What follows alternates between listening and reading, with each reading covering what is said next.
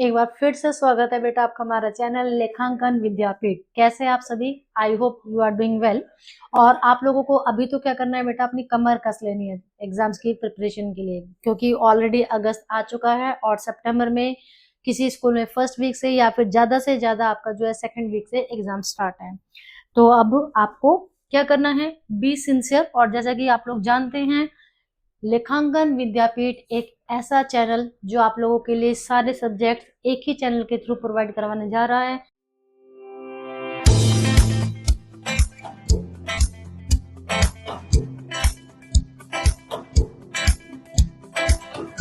And I am Ritu Sharma, having 18 plus years experience in my teaching field, and I am here to teach you beta the first chapter of physics, that is motion। ठीक है, इससे पहले हम आपको इस chapter की 3 videos जो हैं वो प्रोवाइड करवा चुके हैं। आई होप आप लोगों ने वो वीडियोस देख ली हैं। और अगर किसी बच्चे ने अब तक हमारे चैनल को सब्सक्राइब नहीं किया है तो सबसे पहले बेटा आप लोग हमारे चैनल को सब्सक्राइब कर लीजिए। साथ साथ में आपको अगर हमारी वीडियोस पसंद आए तो वीडियो को लाइक एंड शेयर करना ना भूलें। तो आज का टॉपिक है बेटा हमारा इक्वेशंस ऑफ मोशन। बेटा ये समझो कि पूरी फिजिक्स का कंट्रोलिंग सेंटर है 9th का। अगर आपको ये तीनों इक्वेशंस अच्छे से समझ में आ गई हैं तो आपके लिए फिजिक्स समझो कि 50% काम तो आपने आगे फिजिक्स के चैप्टर का यहीं पर ही कर लिया। क्लियर? अब यहाँ पर देखो, जैसे आप लोग मैथमेटिक्स में क्या करते हैं, फॉर्मूलाज यूज करते हैं, इसी तरह से हम लोगों को भी इस मोशन वाले चैप्टर में न्यूमेरिकल्स को सॉल्व करने के लिए इन 3 इक्वेशंस की जरूरत पड़ती है। बट अब हमें कौन सी सिचुएशन में कौन सी इक्वेशन लगानी है वो आप लोगों को खुद से डिसाइड करना पड़ेगा। पहले हम पढ़ते हैं इन तीनों इक्वेशंस के बारे में।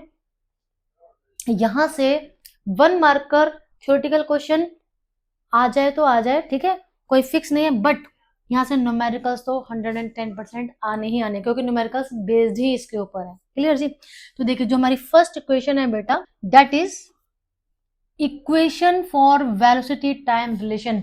हम लोगों ने पढ़ा था ना। तो अगर आपको क्वेश्चन आ जाता है, कई बार बच्चों को कंफ्यूज करने के लिए कैसा क्वेश्चन दे देते हैं कि write down an equation which show that velocity time relation. आपको ऐसा नहीं पूछा जाएगा कि write down the first equation of motion. तो क्योंकि 9th क्लास है बेटा, तो थोड़ा तो सीनियर क्लास में आ गए हो ना, तो इस तरह से तो तीनों इक्वेशंस का पर्टिकुलरली एक नाम है कि वो कौन कौन सी क्वांटिटी के रिलेशंस को शो कर रही हैं। तो फर्स्ट इक्वेशन हमारी वेलोसिटी टाइम रिलेशन को शो करती है, and this is v is equal to u plus a t. The second equation is, ये कौन सा रिलेशन शो कर रही है, डिस्टेंस और डिस्प्लेसमेंट टाइम रिलेशन।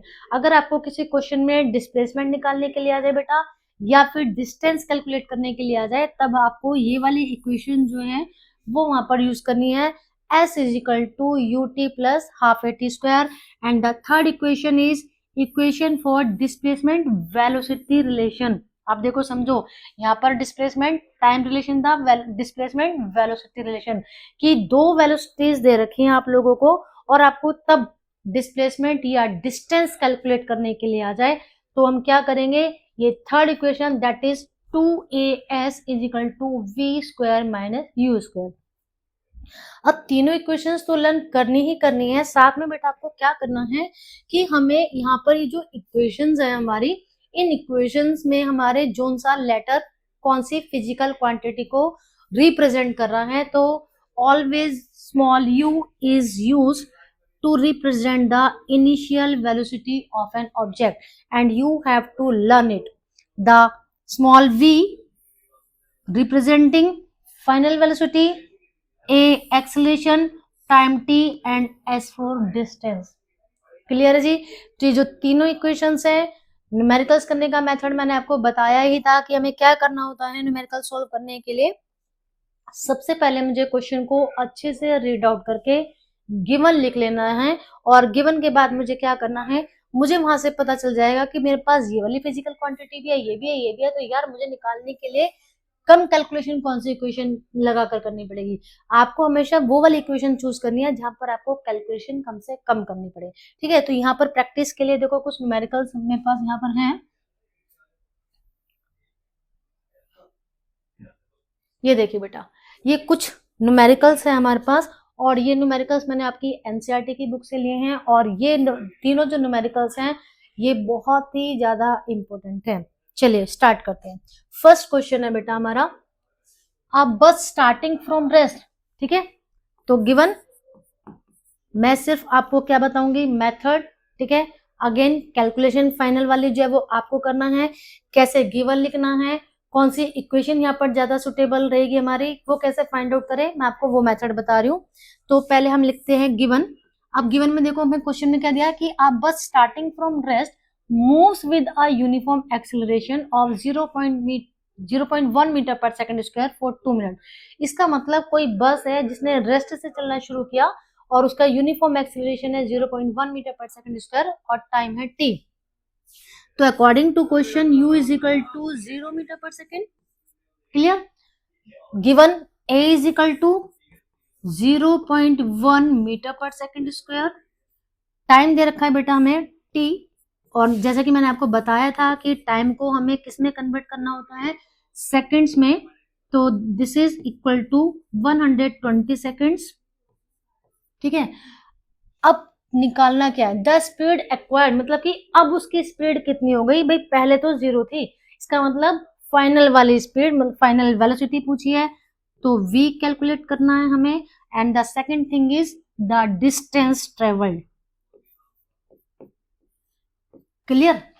तो दो चीजें हमारे से पूछे हैं। अब गिवन को देखने के बाद आपको पता लग जाना चाहिए कि मुझे क्या क्या, कौन सी इक्वेशन जो है वो यहाँ पर ज्यादा सुटेबल रहेगी। तो देखो जी, फर्स्ट वाले केस में मुझे निकालना है v, मेरे पास u भी है, a भी है, t भी है, तो मैं क्या लगाऊंगी, पहले हम फर्स्ट केस कर लेते हैं। फर्स्ट केस में क्या है बेटा, देखो हमारा कि because v is equal to u plus a t, value put कर दो जी, u v is equal to 0 plus a is equal to 0.1 and time है हमारा 120, ठीक है। कैलकुलेट करेंगे तो कितना आ जाएगा जी, 12 metre per second. This is our answer. I hope आपको समझ में आ गया होगा, है ना। तो क्वेश्चन देखकर डर नहीं जाना है, सिंपली सॉल्व कर देना है हमें। मुझे गिवन लिखने के बाद समझो कि मेरा आधा तो मैंने यहीं पर ही क्लियर पता कर लिया भाई, अब बस मुझे अंदर घुसना है। अब सेकंड थिंग, अब सेकंड निकालने के लिए देखो मेरे पास दो चॉइसेस हैं कि मैं सेकंड इक्वेशन भी लगा सकती हूँ और मैं थर्ड इक्वेशन भी लगा सकती हूँ। तो अब second case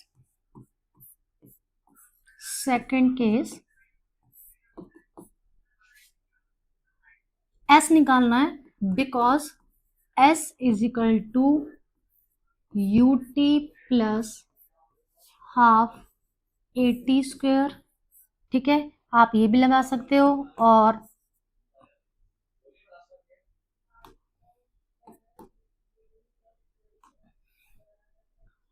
v square minus u square is equal to 2as, ठीक है।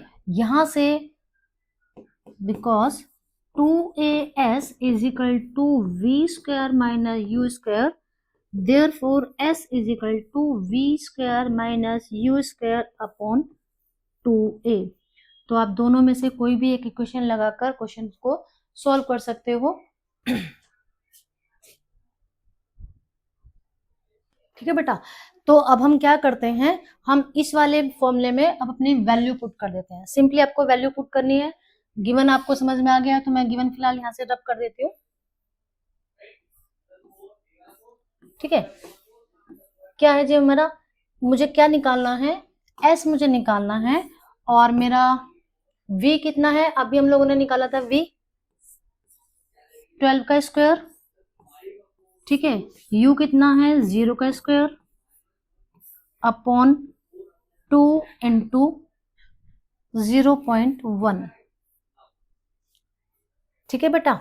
तो जब आप इसको सॉल्व कर देंगे तो 144, 0 का स्क्वायर तो 0 ही आता है। अब 2 को आप लोग 0.1 से मल्टीप्लाई करोगे तो बताओ कितना आएगा, ठीक है जी। वैल्यू आपने पुट कर दी, क्या था बेटा हमारा, क्योंकि फॉर्मूला था मेरा, v था बेटा हमारा 12, ठीक है। ऑलरेडी हमारा 12 निकल कर आया v, u था हमारा 0, और हमारे पास टाइम कितना था बेटा 120 2a, ठीक है। तो इसको हम सोल्व कर देंगे तो ये मेरे पास निकल कर आ जाएगा 720 मीटर। ठीक है, आई होप आपको समझ में आ गया होगा। नेक्स्ट क्वेश्चन सॉल्व करते हैं। नेक्स्ट क्वेश्चन देखिए, आप लोगों को क्या करना है बेटा, जब कभी भी न्यूमेरिकल्स आपको टीचर करवाए तो आपको साथ के साथ नोटबुक लेकर बैठनी है, पेन लेकर बैठना है और उसको नोट डाउन कर लेना है। ठीक है जी, चलिए अब नेक्स्ट क्वेश्चन देखते हैं। अब जो हमारा नेक्स्ट क्वेश्चन है, नेक्स्ट क्वेश्चन में बेटा हमारा, पढ़ो फटाफट से क्वेश्चन में क्या दे रखा है, और क्वेश्चन को पढ़ने के बाद गिवन फाइंड आउट करने की कोशिश करो कि गिवन क्या क्या है, क्योंकि जब तक गिवन फाइंड आउट नहीं करना आएगा तब तक हम न्यूमेरिकल सॉल्व नहीं कर सकते। देखिए अब सेकंड क्वेश्चन में गिवन देखते हैं क्या है। अ train is traveling at a speed of 90 km per hour. Brakes are applied so as to produce a uniform acceleration. ठीक है जी, एक ट्रेन है, उसने क्या किया, 90 किलोमीटर पर आवर की स्पीड से वो चल रही थी। It mean this is it's initial velocity. उसने ब्रेक्स लगा दिए, ब्रेक्स लगाने के बाद इतना एक्सेलरेशन हो गया। Find how far the train will go before it is brought to rest, कि पता लगाओ कि ट्रेन रुकने से पहले कितनी दूर चली। तो अगेन गिवन में सबसे पहले हमें इनिशियल वेलोसिटी u कितनी दे रखी है बेटा, हमारी 90 किलोमीटर पर आवर, और मैंने आपको बताया था कि किलोमीटर पर आवर में अगर स्पीड गिवन है उसको मीटर पर सेकंड में कन्वर्ट करना है, तो ये मेरा हो जाएगा 25। तो this is 25 metre per second. Clear? Now acceleration is given -0.5 metre per second square. Now because हमें v दे रखा है, बिकॉज ट्रेन क्या है बेटा आगे जाकर रुक गई है, तो v हो गया मेरा 0 मीटर पर सेकंड, और मुझे कैलकुलेट क्या करना है कि वो मेरी कितनी दूर चली है। तो आप सोचो फटाफट से कि कौन सी यहाँ पर हम लोग इक्वेशन लगा सकते हैं, फटाफट से सोचो। देखो मेरे पास क्या है, u भी है, a भी है, v भी है, मुझे s निकालना है। तो मैं सिंपली क्या करूं, by applying